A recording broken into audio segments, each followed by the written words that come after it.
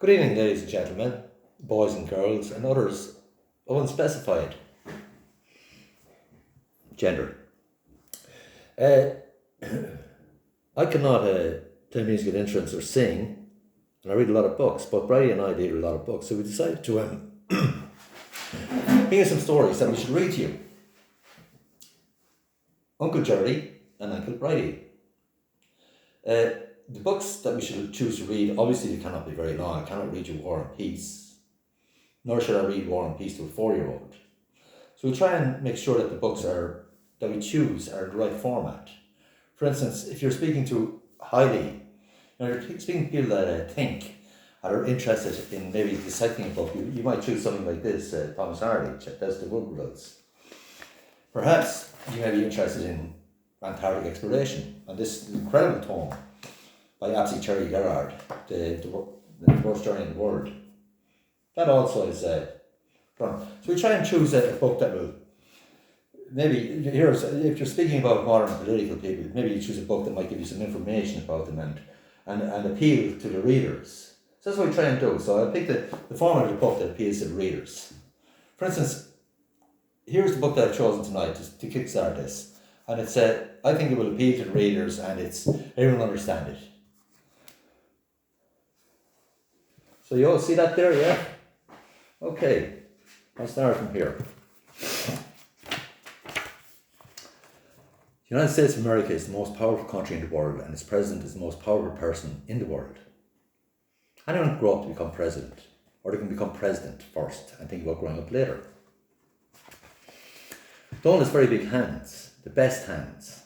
Donald measures his hands, they are still very, very big and getting bigger every day.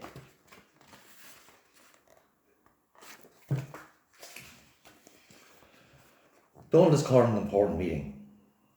He's with all his closest work colleagues who are not in prison. Here they both are.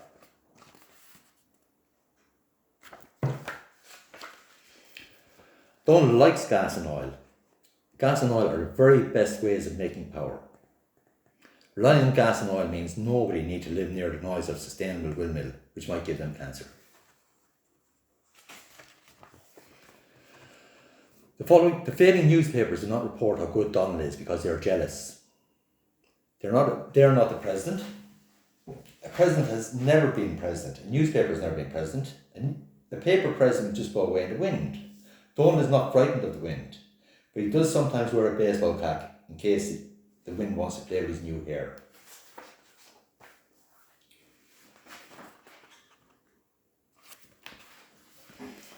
Nelbert works in the factory where Donald's hair is made. He earns $3 an hour, bonding biphenyl polyethyl strands to polyfine tri-weave cranial mat, which attaches to the existing hair using an acrylic adhesive. Nelbert has chemical lung damage, but is worth it to achieve such a natural look.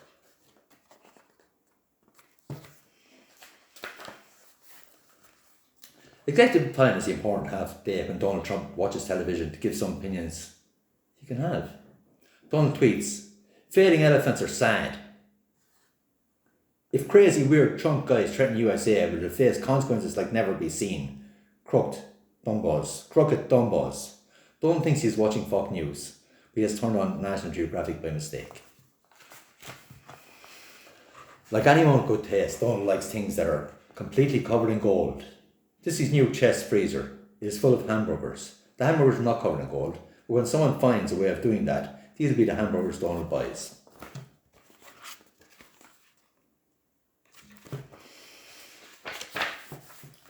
Donald likes the cat. Donald likes to touch the cat, but Donald accidentally tells a television presenter that he likes to touch the cat. Now Donald is in trouble. Donald does not understand.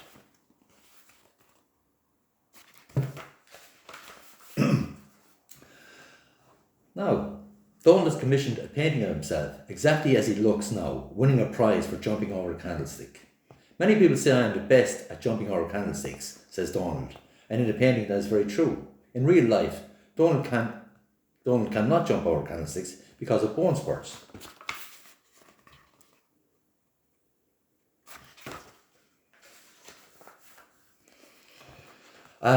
These men are building Donald's new tower in Salagorsk.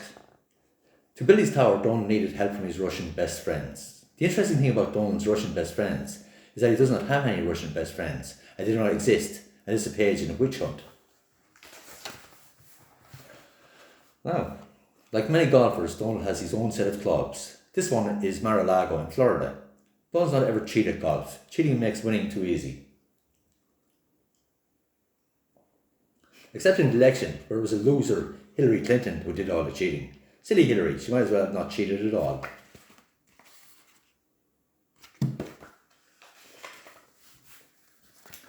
Some people think that Donald's wife is sometimes not Donald's wife, but someone pretending to be Donald's wife.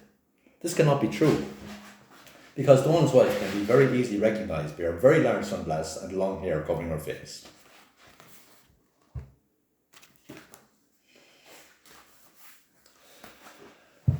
Donald likes to make terrible things nearly happen, and then stop them at the last minute.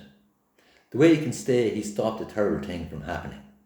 It's a shame that he forgot to do this when he was still only nearly president. Donald's wife is visited by the ghost of Donald's mother.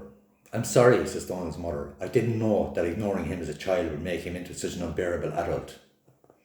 "Why did you ignore him?" asked Donald's wife. "Because he was such an unbearable child," says Donald's mother.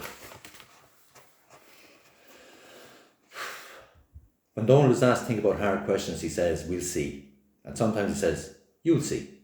What will happen next? Donald does not know. But it will be seen. He was right about that.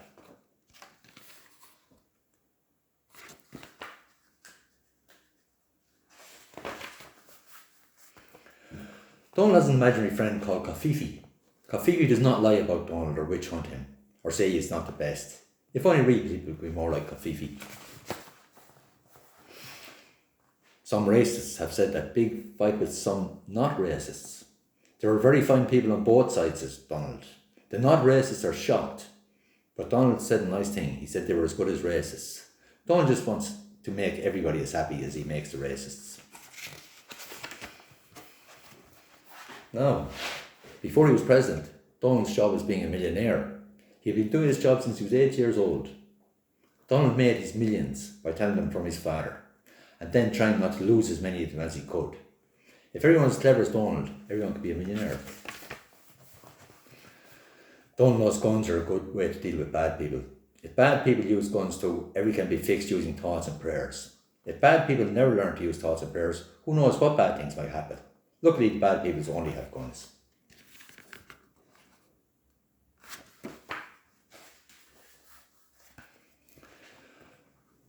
Donald's speechwriters have learned to write speeches so they sound just like Donald talking. But Donald does not like learning the speeches. Reading is hard. Donald likes to think of the words out of his own head instead. Donald has the best words.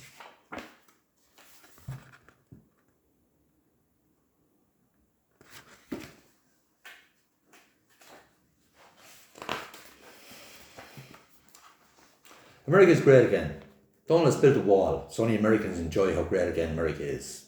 All black and white photographs of Americans appear to have come from America from other countries are fake news.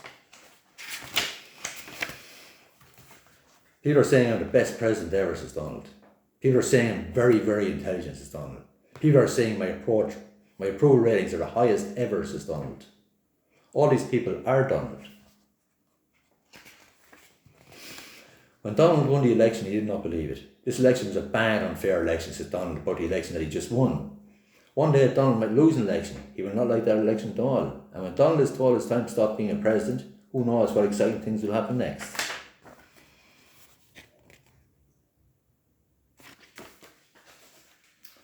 And that is the end of the Donald Trump story. And I hope you enjoyed it. And hopefully, tomorrow evening we'll be with you again. And Andy Brady may be bringing you a reading from another tome. Probably something like that. Or maybe one I was looking at earlier, which I thought would be excellent. Yes.